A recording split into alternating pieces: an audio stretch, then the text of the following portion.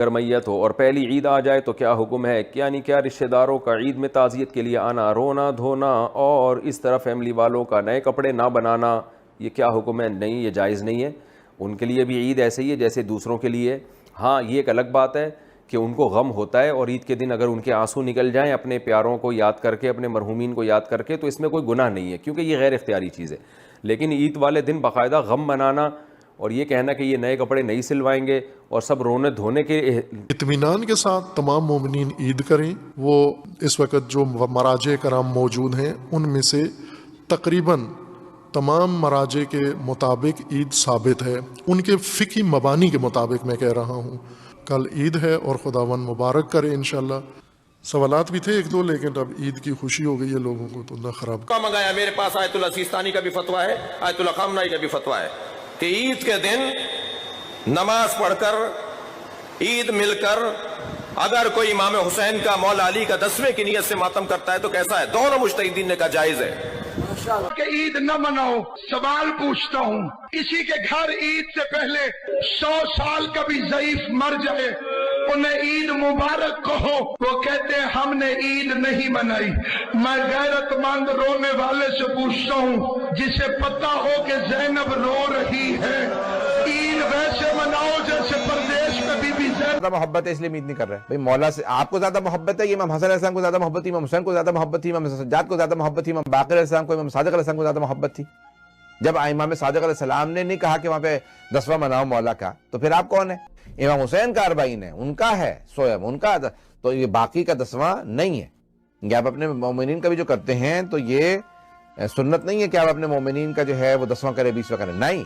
لیکن جو سنت و مستحب یہ جو تاکید ہے وہ ہر جمعرات کو مرحوم کے لیے، ہر جمعرات کو.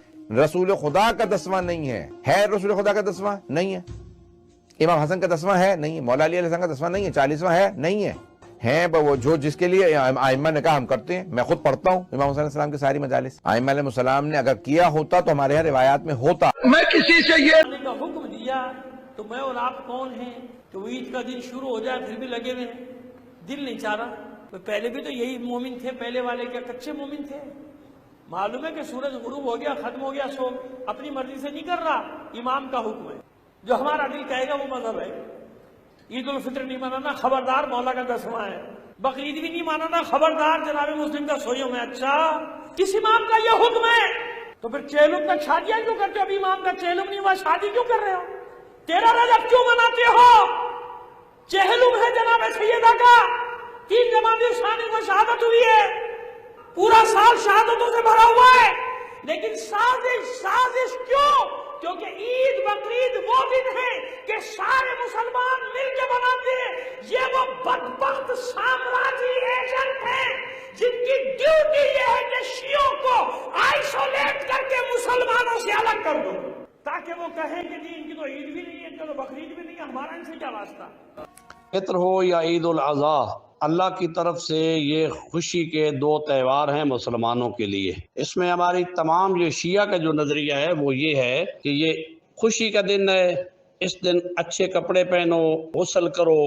غسل صحت جو ہے وہ مستحب کی نیت سے وہ خوشی کے دن کیا جاتا ہے، عزاداری کے دن نہیں کیا جاتا. خوشبو جو ہے وہ خوش آدمی ہو تو تب لگاتا ہے، ماتم کرنے والا ہو تو نہیں ایسا کرتا ہے. کہیں بھی یہ نہیں ہے ہمارے نظریات میں کہ اس دن ماتم کیا جائے، اس دن مجلس کی جائے. ہاں یہ ضرور ہے کہ یہ چیزیں مباح ہیں. عید کرنے کے بعد، خوشی منانے کے بعد بطور ذکر اہل بیت اگر کوئی آدمی یہ کرتا ہے کام، مجلس کرا لیتا ہے تو اس میں کوئی حرج بھی نہیں ہے، حرام بھی نہیں ہے، ناجائز بھی نہیں ہے. آغا سیستانی، آغا خوئی، ان سب کے نزدیک اس دن عید کرنا جو ہے وہ ضروری ہے، اور عید ہی سمجھی گئی ہے، عید الفطر میں بھی اور عید الاضحیٰ میں بھی.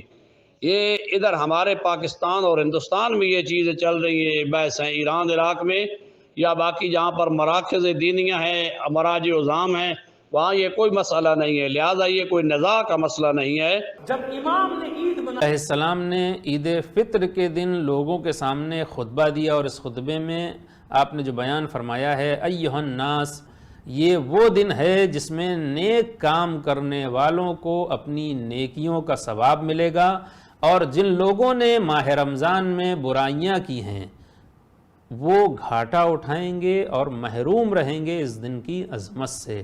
اللہ کہہ رہا ہے ہم نے اس دن کو تمہارے لیے عید کا دن قرار دیا ہے، جعلہ اللہ لکم عیدا، اللہ نے اس دن کو عید قرار دیا ہے۔